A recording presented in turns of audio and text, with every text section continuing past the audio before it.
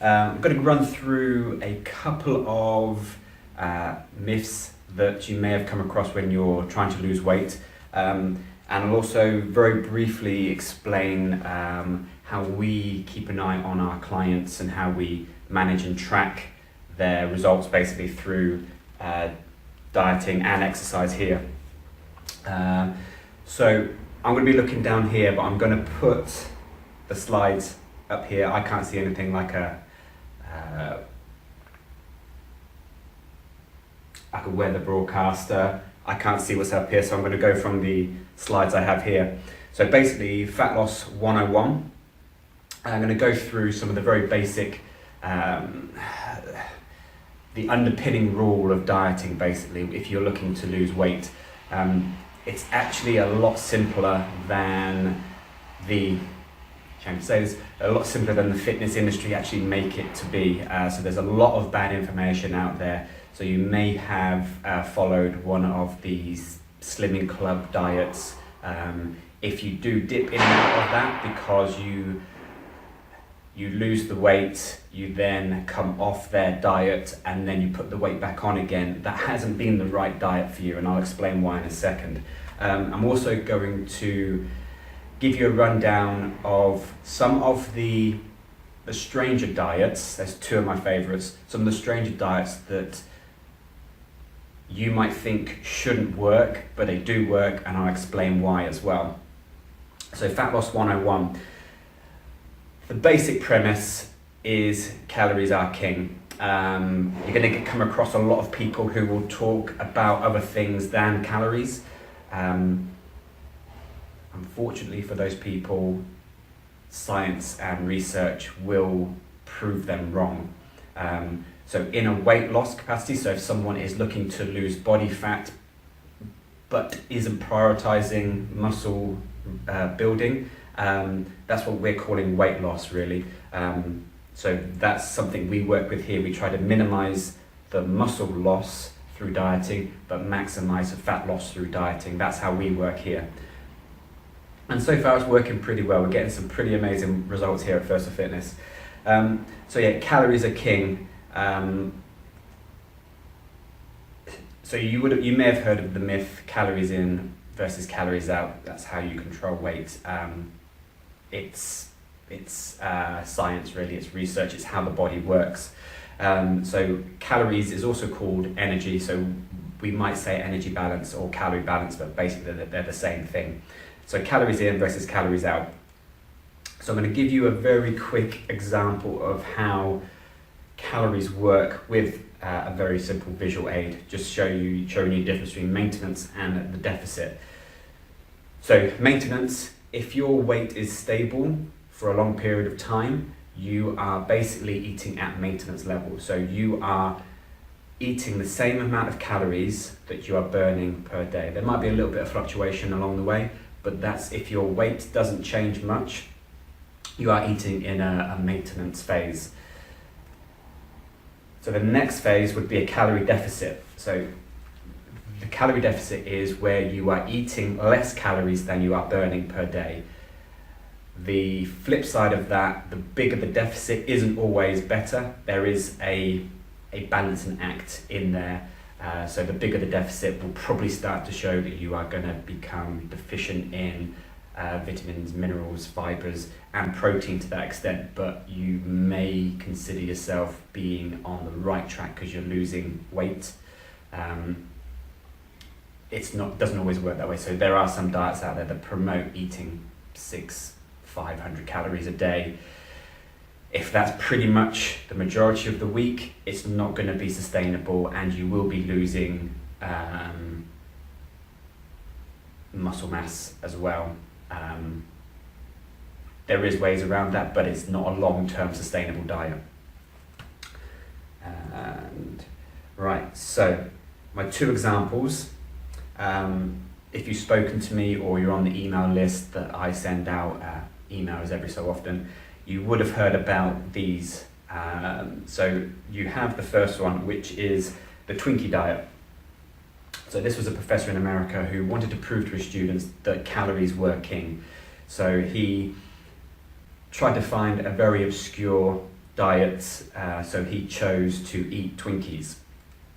So he ate 1,800 calories of Twinkies, 1,800 calories per day, and the majority of that, 2/3, was basically junk food. So again, probably 2/3 of that was Twinkies.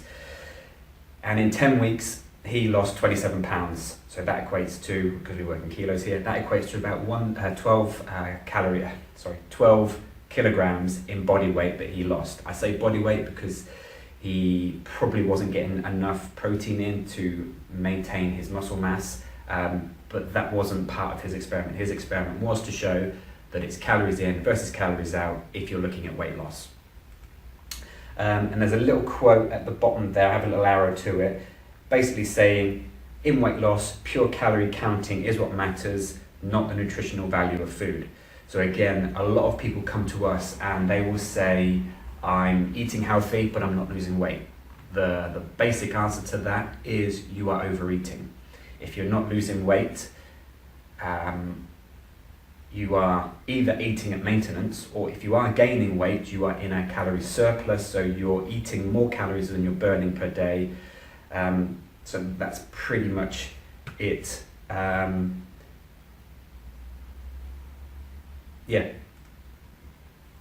So example number 2 is a new one who a guy started on January 1st, 2017. He's done similar diets like this before, but never this long. So he is doing 100 days of ice cream, protein powder, and alcohol. I say alcohol, but what he's doing there is the majority of his diet is 2,000 calories of ice cream, 500 calories of protein powder. If he does fancy a beer, he will take his beer calories from the protein calories. But essentially he's eating 2,000 calories of ice cream a day. So that's his YouTube channel, Abs and Ice Cream. I went to his blog, and there's that little link there to his blog. So far, which was 45 days in, weight loss has been fantastic.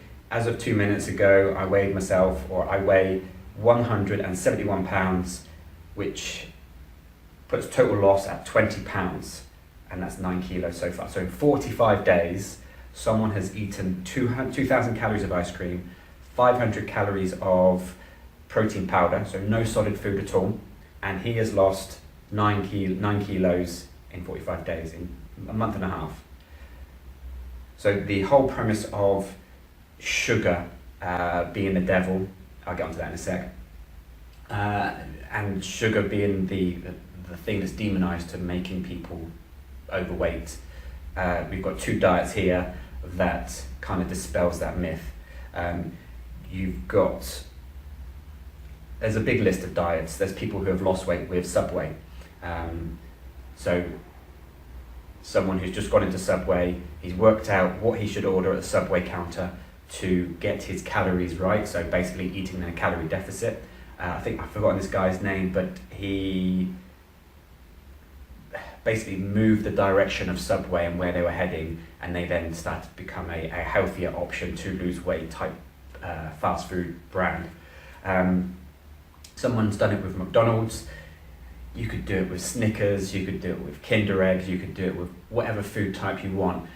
The flip side to that, though, is that it's not going to be sustainable. You are going to be deficient in the things that the body needs to give you the most energy and things like that. But this is just examples that weight loss, if that's your goal, is just calories in, calories out. There's no other, you'll get multi-level marketing companies that will basically tell you to stop eating food at certain times of the day. So for example, on Facebook, I saw the other day, there were people who were promoting quite a popular multi-level marketing brand who was saying that they were having their shake and their herbal tea for breakfast, and that the weight was coming off.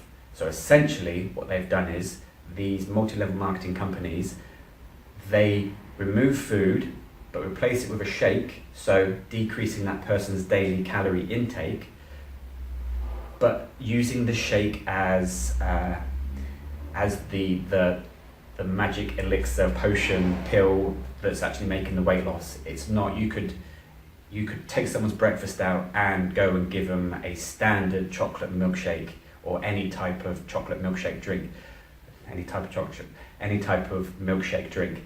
As long as those calories are lower and it puts that person in a calorie deficit, that person's going to lose weight. No, it doesn't. The science and research just proves the point.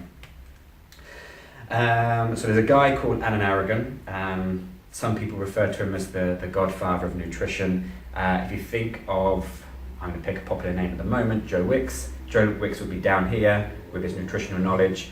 Alan Aragon he wouldn't even fit on the camera in terms of stature, basically. So coming from Alan Aragon, whatever helps debunk the popular idea of magical weight loss foods as opposed to a calorie deficit gets the thumbs up from me. So again, it's just explaining that the ice cream diet is just a way to dispel the myth that there's special weight loss foods. So all the adverts that you see online of have this pill, it stops you gaining fat and things like that. It's all marketing tosh, basically.